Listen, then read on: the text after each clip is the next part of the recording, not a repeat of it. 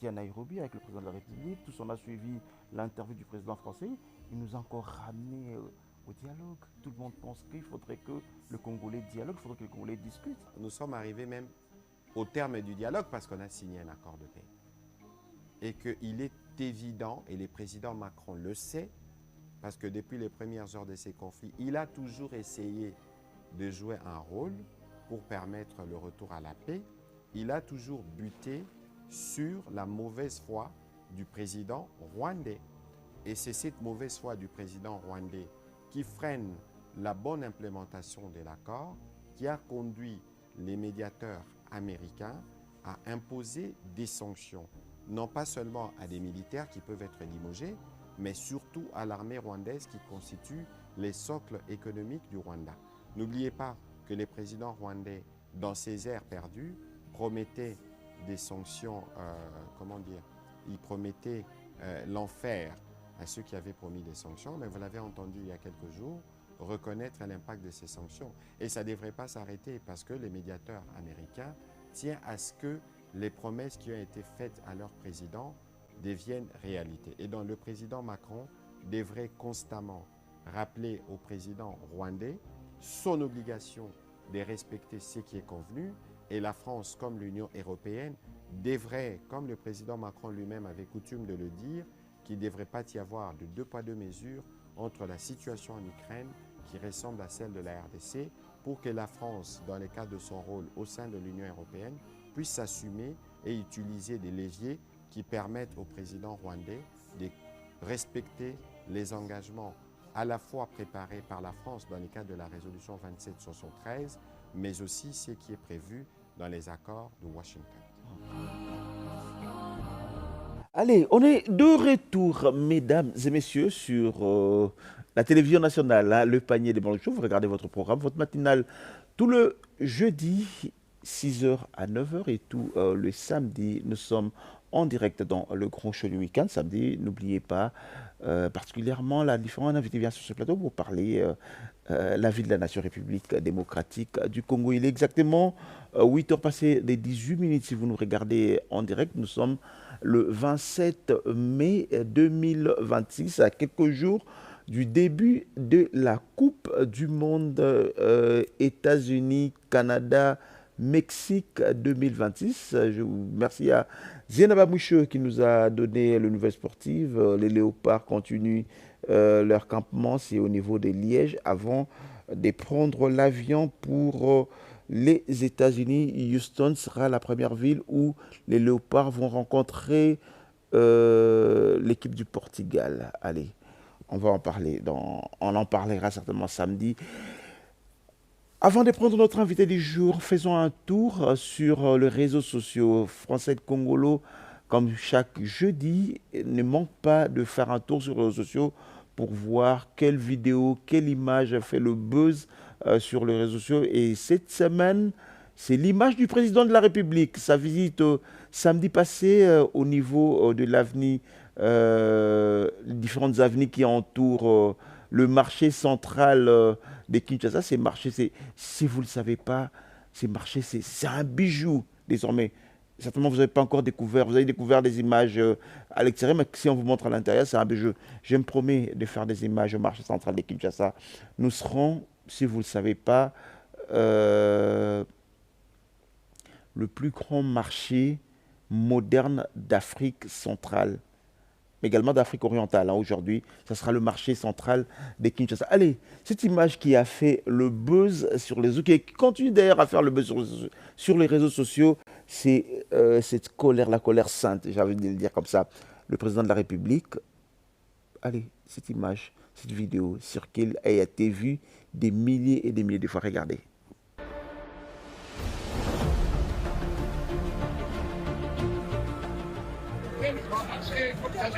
Et désormais, plus personne ne peut se rendre dans les rues.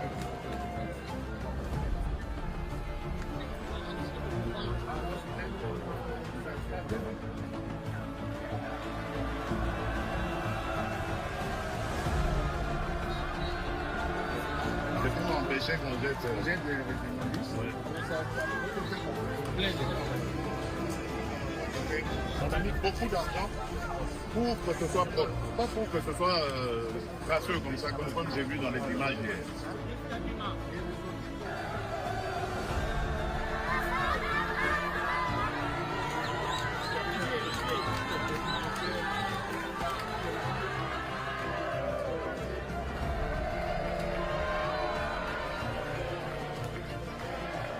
Toutes ces rues qu'on a réhabilitées, là, elles doivent rester dans cet état. Et gare à vous si je retrouve encore les mêmes saletés que j'ai vues hier. Gare à vous.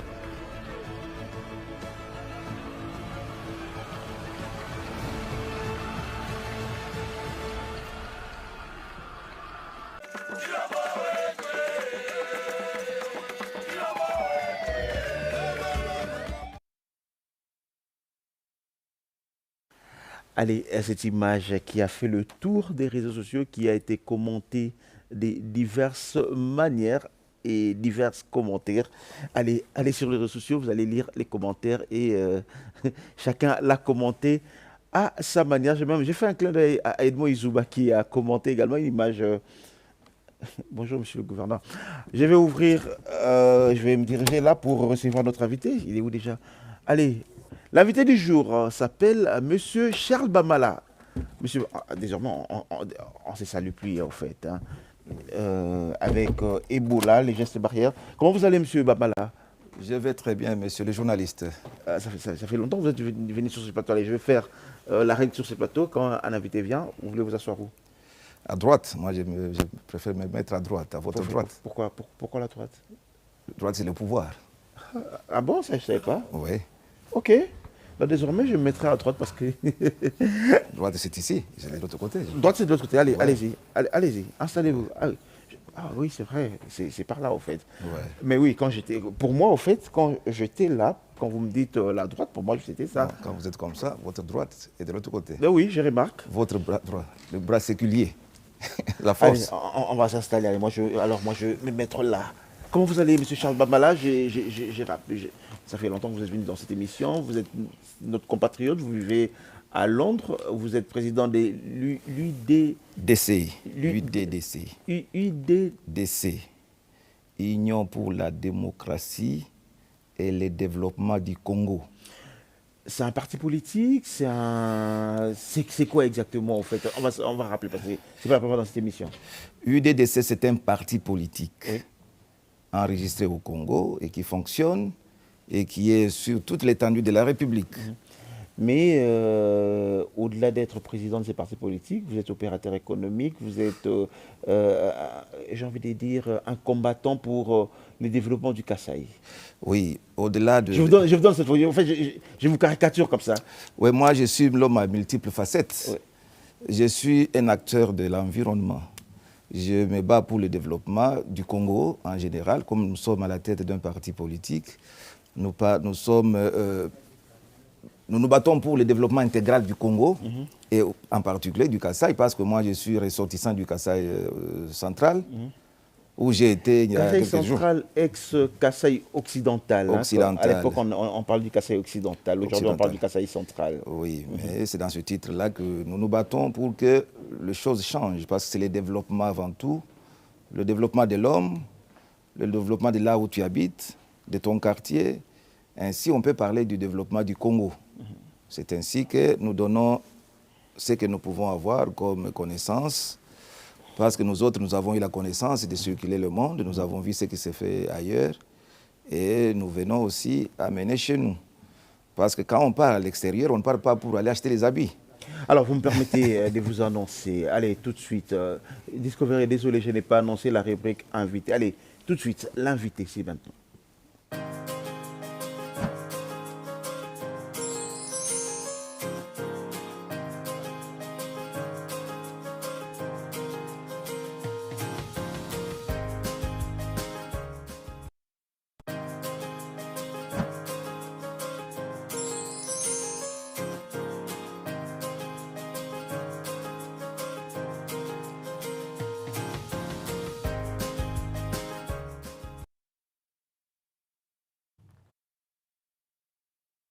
Mais voilà, on est on a commencé, on est en plein dedans dans la rubrique invité avec Charles. J'aime bien le dire, hein.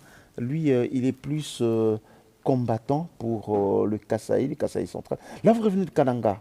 Alors, dites-nous, qu'est-ce que vous avez vu? C'est quoi votre constat? Vous revenez de Londres à Kananga directement. Ouais, mais comme vous savez, quand on a 2 minutes, on peut les consacrer à la population. Nous sommes venus à Kinshasa, c'est là où il y a le siège de notre parti. Nous avons amené une délégation de 8 personnes qui ne sont pas tous kassaïens. On a amené les gens dans notre délégation. Il y avait un compatriote du Congo central, il y avait un compatriote de l'Équateur, du Grand Équateur, il y avait un compatriote, une dame qui vient du Congo central et quelques personnes qui viennent du Kasaï. Nous avons fait la mission d'itinérance. On voulait aller palper du doigt les réalités du Kasaï central, spécialement à Kananga. Dès que nous sommes arrivés, nous avons été reçus avec l'IS, la population, les chefs coutumiers. Nous avons été reçus à la hauteur. Nous avons été surpris. Les gens se sont donnés d'eux-mêmes sans qu'ils aient un franc. Ils sont venus depuis le matin parce que l'avion a été annoncé le vendredi, mais reporté pour le samedi. Ils étaient là depuis le matin. Et nous avons vu et constaté que les gens étaient très contents de nous voir et de donner leur doléance. Nous sommes partis visiter. Nous avons d'abord fait un meeting pour leur donner le message d'espoir, qu'ils ne sont pas seuls, ils sont avec un leader. Parce que nous avons vu les leaders anciens, ils étaient là pour leur confort. Maintenant, nous avons changé de faire la politique autrement. Nous venons vers la population, leur parler, prendre leurs besoins et le transmettre aujourd'hui, comme nous sommes en train de faire le plaidoyer, parce que là, ça, c'est la télévision nationale. Quand nous parlons, même le chef de l'État, il nous écoute. Monsieur Charles, si je vous laisse parler, là, vous êtes en train de prendre votre décor, c'est bien beau, mais c'est les temps, en fait. Si je vous laisse, on risque de ne pas dire ce que nous voulons dire. Parlons. J'ai envie qu'on parle de Kananga. Ok, vous êtes arrivé à Kananga. Vous avez vu quoi? Comment se porte Kananga aujourd'hui? Kananga, comme tout le monde le sait, comment se porte le Kasaï central aujourd'hui? Le Kasaï central, d'une façon générale, c'est une zone enclavée. C'est une province enclavée. Qui dit enclavé parce qu'il n'y a pas l'ouverture sur d'autres provinces. Ça, c'est le premier constat. Il y a les efforts qui sont en train d'être faits. Il y a une route qu'on appelle Kalambambouji. Cette route-là va nous donner la sortie vers d'autres provinces, vers la province de Lualaba, vers Luiza. Et aussi va nous faire une connexion vers l'Angola. Et c'est ainsi qu'on l'appelle la route de l'espoir. Cette route est en construction. Ça, c'est le premier constat. Ça fait plusieurs années qu'on parle de cette route-là, mais bon, avec l'avènement de Félix Tshisekedi, là on voit la route, hein, on est en train de voir les images de cette route. Avec l'avènement de Félix Tshisekedi, on a commencé à travailler sur cette route. On a commencé à travailler. Cette route a une longueur de 230 km, mais il y a déjà plus de 38 km asphaltés, goudronnés comme on dit. Donc le reste, c'est à refaire. Donc le travail est en train de se faire. Selon les ingénieurs sur terrain, c'est une route qui a pour durée 2031. Donc les travaux sont en train de se faire. Nous avons visité les travaux de bonne qualité. Mais ce qu'il faut, il faut que le gouvernement puisse injecter les capitaux frais. C'est un programme qui est sur sino-congolais, le programme des Chinois avec les Congolais. Mais les Chinois financent le projet selon leur timing. S'ils ont déjà mis 100 millions, 10 millions cette année, quand ça finit, ils croisent les bras. Mais selon les ingénieurs sur terrain, il faut que le gouvernement aussi cherche les moyens à s'auto-financer. La question, j'ai envie de vous poser une question comme le commun des mortels. Depuis plusieurs années aujourd'hui, pratiquement tous les ressortissants de Kananga, tous les natifs du Kasaï central, appelons ça comme ça, parlent de cette route. Est-ce aujourd'hui, si on terminait la route de Kalambambouji, c'est la solution à tous les problèmes du Kasaï central? Non, ce n'est pas la solution. Si la route est finie. La manière dont vous parlez de cette route, la manière dont vous faites des plaidoyers, tout, pratiquement, j'ai recevoir beaucoup des fils et filles du Kasaï central ici. Tout le monde parle de cette route, mais ceux qui visitent. Mais la question qu'on se pose aujourd'hui, c'est comme si le problème du Kasaï central réside sur cette route. Non. La route, c'est un atout. Quand la route sera finie, je ne sais pas si on va mettre les motards sur la route, non. Quand la route va finir, il nous faut les industries. Il faut que cette route-là, on vienne transporter les matières premières, qu'on vienne transporter les vivres, qu'on vienne faire le transport. C'est pourquoi nous demandons, la route, c'est bien. Il faut aussi commencer dès maintenant à nous construire une industrie de grande taille au Kasaï. Il n'y en a pas. Comme on a vu d'abord dans la province voisine, Kasaï oriental, ils ont une cimenterie, mais nous n'avons rien. Ils n'ont pas encore une cimenterie. La cimenterie, c'est un chantier, nous avons chantier. vu, moi personnellement j'ai vu qu'il y a des édifices, il y a là, ça existe. J'ai vu le ministre des Mines récemment qui a été en Bujimaï, avec la délégation chinoise, pour la construction d'une société ou une usine de cuivre à Kabeya-Kamouanga, c'est à quelques kilomètres du Kasaï central. Mais nous aussi, nous demandons que nous devons aussi avoir une société. C'est bien de nous construire la route, mais la route va transporter quoi? Mais on ne va pas nous construire une route là où les gens vont commencer à faire des motos, tout ça. Quelqu'un dirait que vous risquez de dire de vous, vous êtes des insatisfaits parce que depuis des années, je me rappelle, tous les régimes qui sont passés, pratiquement tous les ressortissants de ces coins réclamaient la route de Kalambambouji. Aujourd'hui, cette route, c'est une réalité. Une réalité à demi, ce n'est pas encore fini. On peut dire une réalité. Jusque-là, c'est 38 km sur 230. À vous de faire. Mais c'est en construction. C'est en construction, nous sommes d'accord. Moi, je suis d'accord, je suis satisfait, j'ai vu la route. Le chef de l'État est en train de faire un effort. Mais je voulais que le gouvernement s'implique davantage pour que la route finisse dans le timing. Mais nous demandons au même moment que le gouvernement de la République puisse aussi nous envoyer les investisseurs pour... Nous avons de l'or à Louisa, l'or de bonne qualité. Vous savez que Louisa, la province du Kasaï central, avec la province du Lualaba, pendant que vous continuez à parler, je vais faire entrer M. Djamani, qui devait vous accompagner. Hein. Moi, je comprends. Allez-y. Nous sommes de provinces voisines, Lualaba et Kasaï. Oui. Au Lualaba, il y a des sociétés de grande envergure. Pourquoi au Kasaï central, il n'y a même pas aucune société?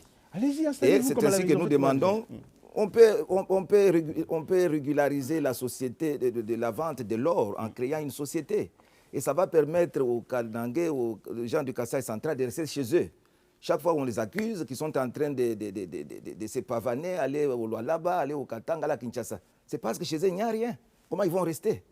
Quand on va commencer à les chasser, vous allez dire non, on les a chassés. Mais créer aussi de l'emploi chez eux, il y a possibilité de le faire. Je vous reviens tout à l'heure. Permettez-moi de recevoir également sur cette plateforme M. Popol Djamani.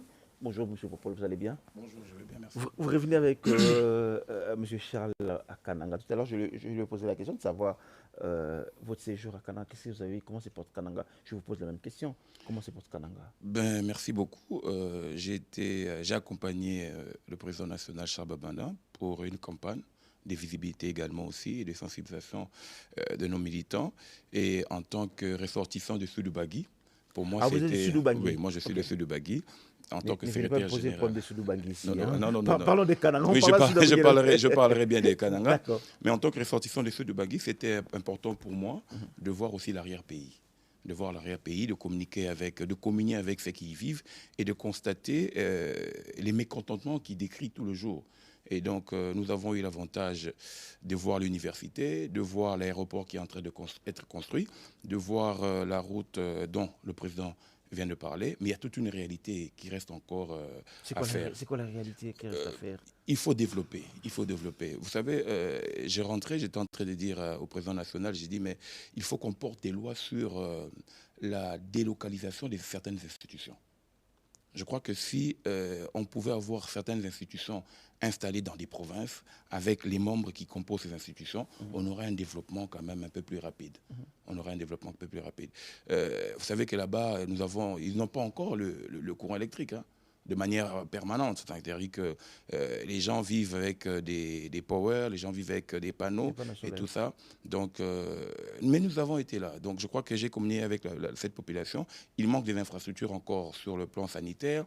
Il y a des problèmes d'école. Et puis, vous constatez qu'il y a quand même... mais il y a quand même du travail. Donc le président de la République est en train de faire, mais je crois qu'il faut encore davantage. Il faut que le gouvernement s'y penche. Et aussi, il y a ces problèmes des frais de fonctionnement qui tardent à venir, aussi bien pour l'appareil judiciaire que l'appareil... Je vais revenir à vous. Mais, M. Charles, M. Popol, moi j'ai envie de poser une question, M. Charles Bamala. Est-ce que le problème du Kasaï central, appelons-le comme ça, est-ce que ce n'est pas les ressortissants, ce n'est pas les fils et filles de cette province? Est-ce que si chaque ressortissant de cette province pouvait investir dans sa province, je donne toujours un exemple, c'est vrai que comparaison n'est pas raison. Je prends les ressortissants de l'Est, par exemple. Pratiquement tous les ressortissants de l'Est, ils ont investi dans leur province. Malgré que cette province a aujourd'hui des problèmes sécuritaires, mais tous les ressortissants de l'Est ont investi dans leur province. Est-ce que le problème du Kasaï aujourd'hui, ce n'est pas vous le problème? D'une part, c'est notre problème, parce que tu vois, le peuple kassaïen ou l'élite de l'espace Kasaï, ils ont toujours tendance à immigrer là où ça brille. Et ils oublient que le développement, c'est toi-même que tu peux créer. Nous pouvons être des entrepreneurs nous-mêmes. D'un côté, vous avez raison. De l'autre côté, s'il n'y a pas les conditions pour rester chez soi, c'est difficile. Un entrepreneur... Mais ces conditions, vous les créez. Mais il y a d'autres conditions qui dépendent du pouvoir public. Parce qu'un investisseur, un homme privé, il ne peut pas se permettre d'aller créer une route. Mais il va comment? Il va vendre les histoires sur le vélo ou comment? Mais moi, je pense d'un côté, ils ont un défaut d'aller toujours vers l'autrui, leur étranger. Mais d'un côté, je pense que le grand pourcentage revient au pouvoir public, qui a été tout à fait inexistant. Donc moi, je pense que l'élite et ceux qui sont autour du chef de l'État aujourd'hui, vous devez faire un effort. Parce qu'on va vous demander dans 5 ans, 10 ans, qu'est-ce que vous avez fait pour votre province? C'est bien de se vous promener dans les avions privés, dans les jets, mais ce n'est pas ça.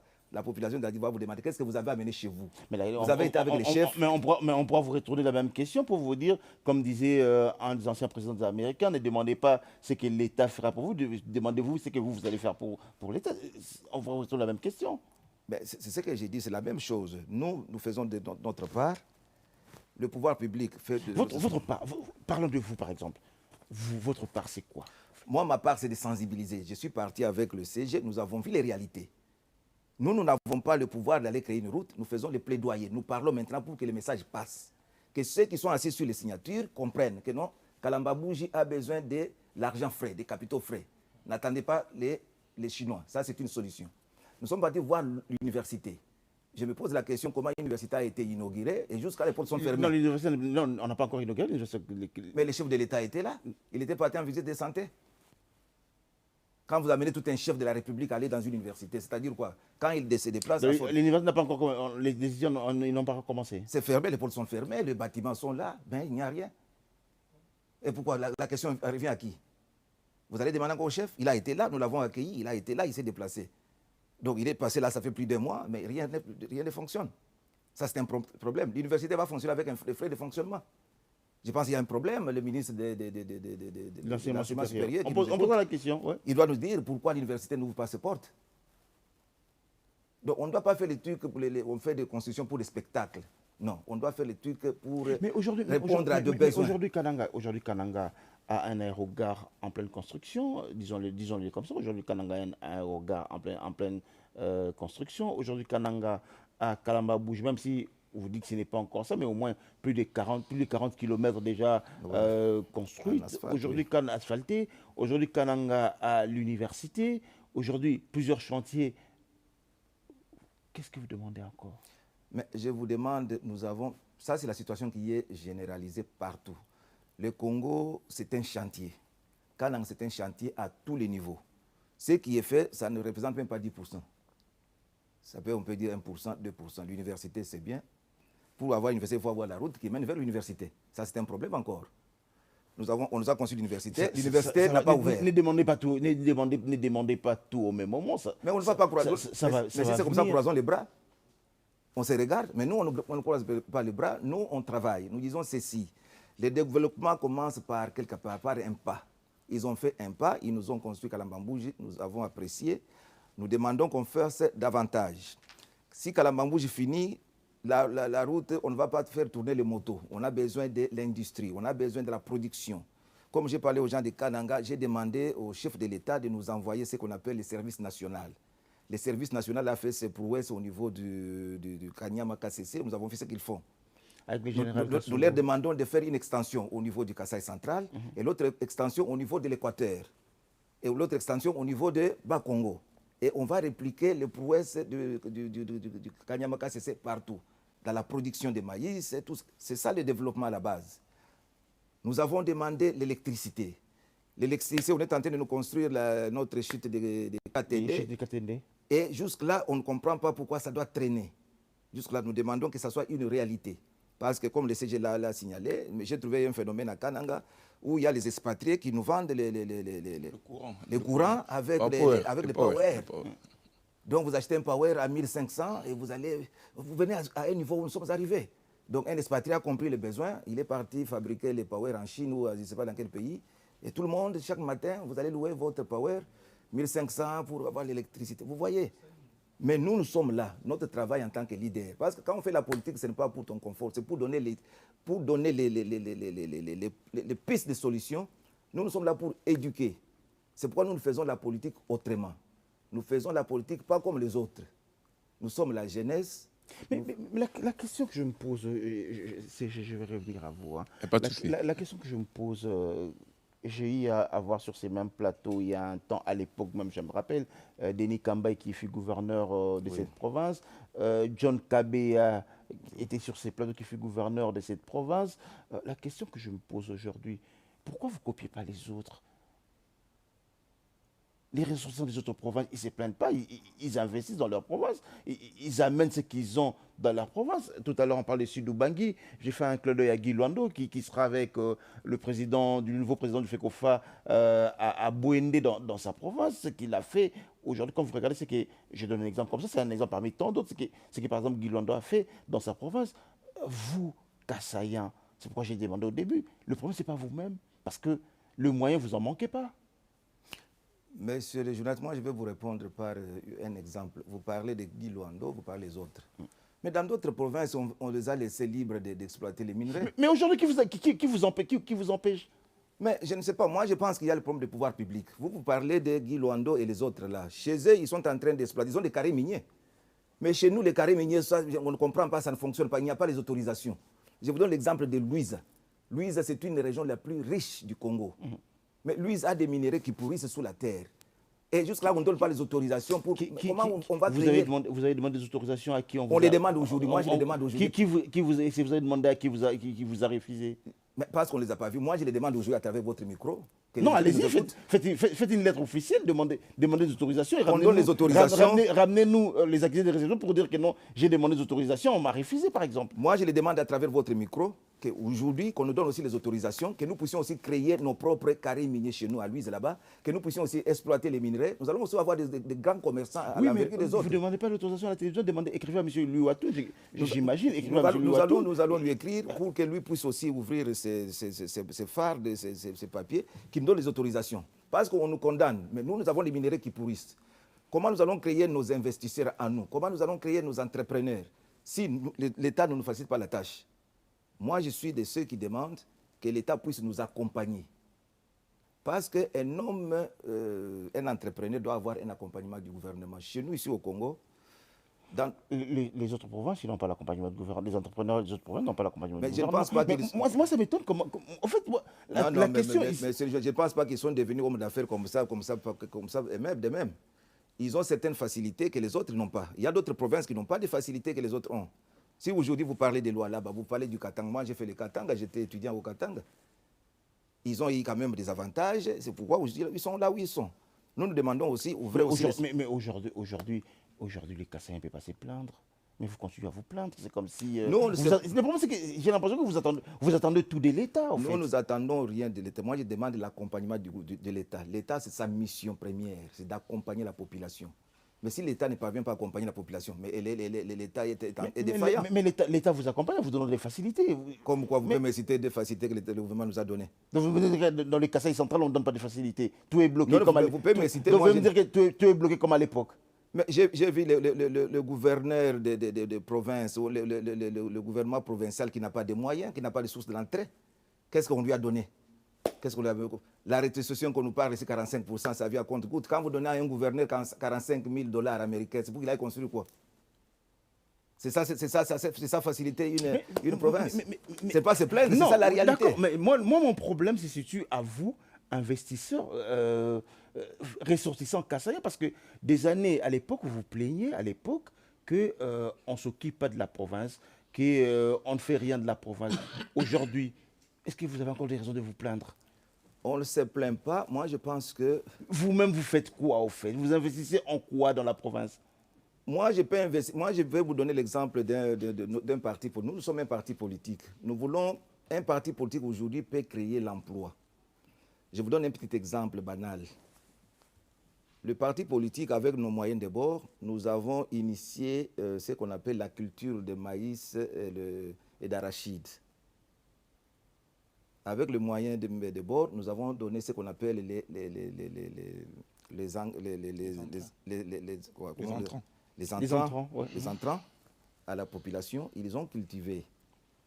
Nous avons déjà créé un emploi, même si ce n'est pas un emploi que les autres peut-être attendent.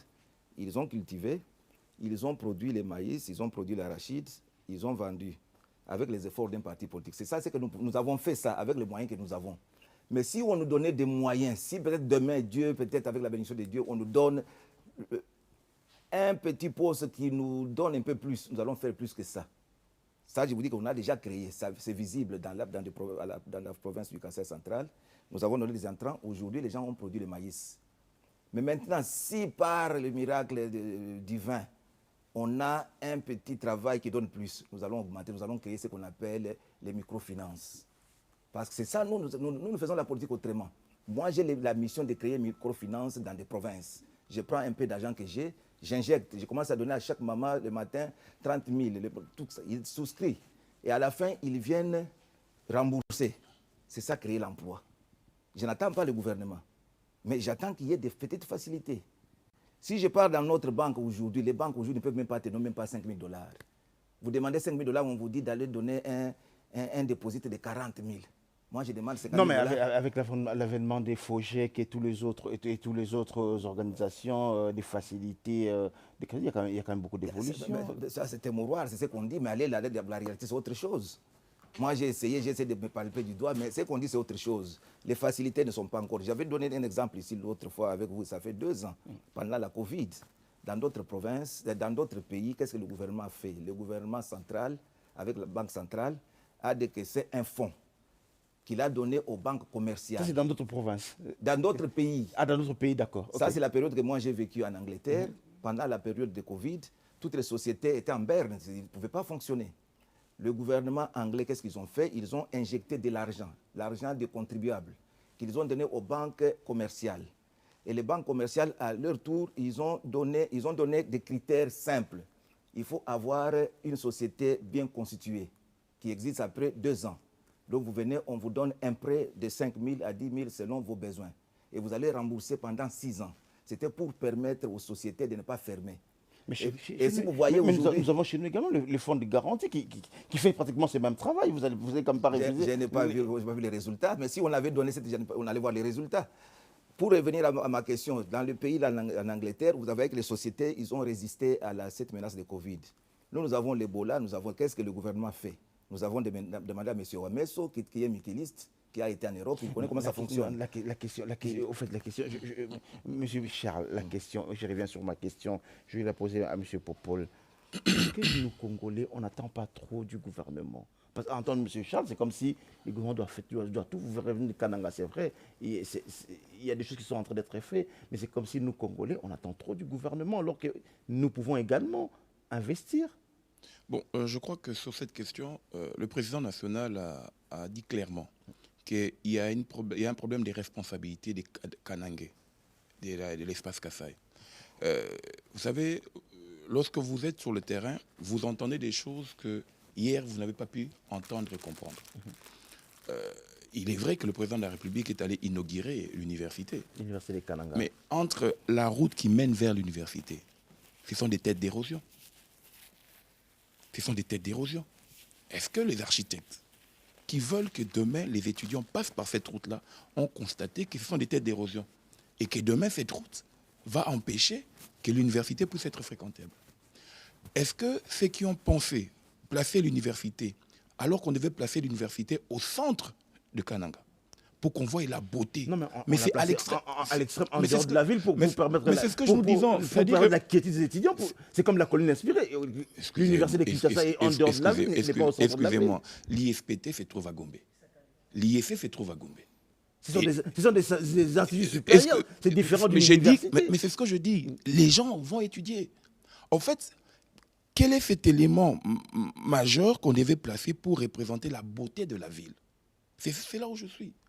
Lorsque je suis le président, il dit, la route, aujourd'hui, si cette route finit, elle va concurrencer avec la route de Lubumbashi. Parce qu'aujourd'hui, avec le port, avec la route, le projet corridor de Lobito, on aura une expansion, on aura un nouveau sens de vie au niveau de Kananga. Donc la responsabilité, c'est aussi à ce peuple-là, à ceux qui sont de l'espace Kasaï, qui sont autour du chef de l'État, mais qui ne font rien pour la province. C'est aussi ça. Je donne un cas. Il y a parfois, nous avons constaté au niveau de Luisa, il y a des produits qui peuvent être interdits de consommation, mais qui peuvent être transformés pour créer une richesse ajoutée. Vous parlez Je donne un cas. Par exemple, vous connaissez le chanvre. Est-ce que vous savez que le chanvre peut produire des antiballes, des pare-balles? Le chanvre peut produire des produits pharmaceutiques pour nos militaires. Nous sommes en période de guerre. Dans beaucoup de pays, c'est développé, voilà. au fait. Alors ici, il fallait que l'État puisse voir comment est-ce qu'on peut prendre des lois, des mesures pour accompagner l'exploitation du chanvre afin de permettre à cette population de vivre. Et non la consommation. Et non la consommation. Voilà. Et ça aurait fait de l'argent. Ça aurait fait beaucoup d'argent. Le président dit qu'il y a des espaces miniers là-bas qui ne sont pas exploités. Pas parce qu'il n'y a pas d'entrepreneurs, parce que l'État n'accompagne pas. Et quand l'État doit accompagner, il y a tous ces dessous des cartes.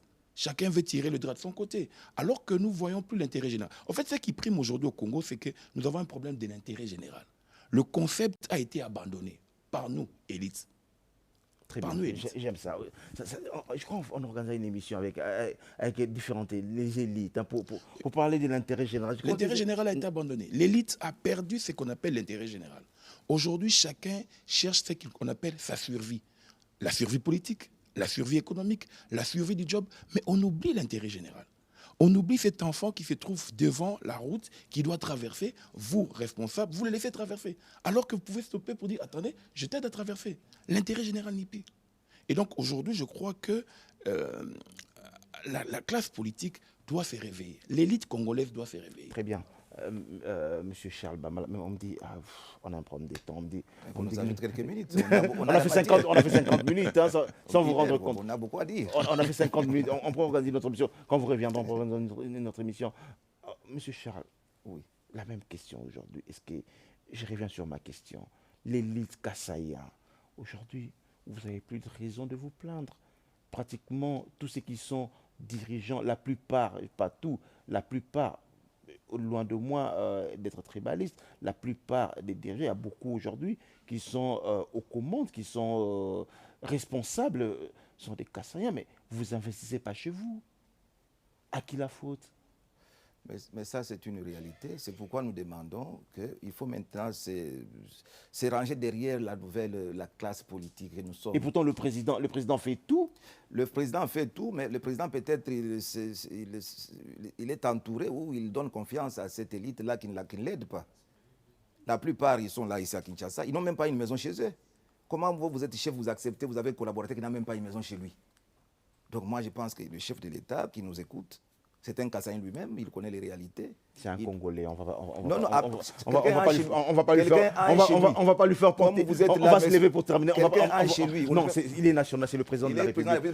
Non, c'est le président de la République. On ne va pas lui faire porter la casquette Kassaïen. Non, il est président de la République, c'est le président de tout le monde. Mais il vient quoi? Il vient du ciel. C'est le président de tout le monde. C'est le président de tout le monde. C'est le président de tout le monde, de tout l'espace géographique. C'est le président de tout le monde. Alors, on va terminer cette émission. Je vais vous donner 1 minute pour conclure. Vous allez dire quoi à tous les peuples kassaïens qui vous regardent, tous les dirigeants qui vous regardent ce matin? Votre plaidoyer?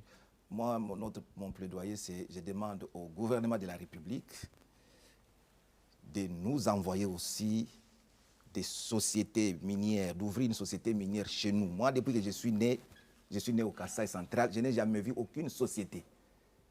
Je suis né au Kasaï, j'apprenais qu'il y avait l'étain à Luebo. J'ai appris qu'il y a le nickel à Nkonko là-bas. Il y a de l'or de bonne qualité à Louise. Mais pourquoi nous n'avons pas aucune société? Moi, c'est que je demande au gouvernement de nous ouvrir aussi, d'envoyer les ministres des mines, de nous ouvrir une grande société. Parce que la route de Kalambambouji ne viendra pas transporter les cacahuètes. La route là doit nous amener les minéraux, amener vers l'Angola, vers l'Obito et à l'extérieur. Et au retour, ils doivent nous amener les matières premières.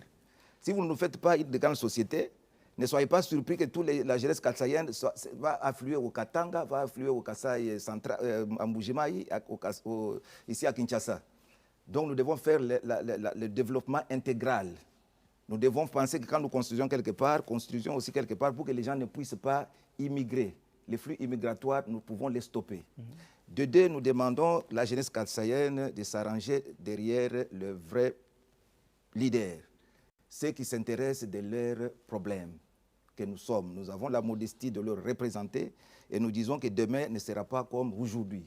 Avec nous, ils ont l'espoir, nous vivons avec eux et nous allons nous battre pour qu'ils puissent quitter de là où ils sont, pour qu'ils puissent voir aussi le développement qui se fait ailleurs. Et au pouvoir central de faire sa mission. Et au privé de respecter les lois de la République, parce que chez nous ici au Congo, il y a l'inversion des valeurs. Je pense que même si vous faites le développement et il y a l'inversion des valeurs, les gens ne vont pas respecter même ce que vous construisez. Donc c'est une mission que le gouvernement doit nous éduquer et d'ouvrir ce qu'on appelle le civisme. Nous, on a étudié le civisme à l'école primaire, secondaire. Donc il faut que ces cours-là reviennent encore pour que nous puissions reprendre de bonne manière. Merci. Je vous ai laissé parler sans vous interrompre. M. Popolon va terminer en 30 secondes. Bon, moi, si j'ai un plaidoyer à faire, c'est que l'on puisse organiser une table ronde au niveau du Kasaï pour le développement de Kananga. Que l'élite se prenne en charge, que les ressortissants de cet espace géographique se prennent en charge et ensemble, avec les autres, on pourra voir comment est-ce que l'on pourra aider. Ce que j'aime chez vous, c'est que vous êtes ressortissant du sud Ubangi. Je sens que vous avez été choqué parce que vous avez vu à Kananga. Mais... Allez, je vais vous raccompagner. Monsieur Charvenet, je vais vous raccompagner avant de terminer cette émission. C'est un peu ça ici. Hein. Je vous raccompagne. Merci d'être venu. Merci beaucoup. Revenez quand vous voulez. Allez, mesdames et messieurs, on a pratiquement terminé pour ces 27 mai 2026. Prenons rendez-vous le samedi prochain en direct sur ces plateaux. Ça sera avec le couple Atoms et Nadège qui célèbre samedi prochain, dans la soirée, le 20 ans de carrière. Allez, ils ont accepté de venir nous parler de leurs 20 ans. Samedi prochain, sur ces plateaux, Atoms et Nadège, sauf imprévu, seront avec nous. Mesdames et messieurs, j'ai fini pour aujourd'hui. Je vous retrouve samedi prochain en direct sur ces plateaux. Faites attention, Ebola sévit à l'est de la République démocratique du Congo. Nous, ici, partout dans la République, respectez les gestes barrières. Lavez-vous les mains, c'est très, très important. Mais surtout, pensez au développement de la République démocratique du Congo. Merci et au revoir.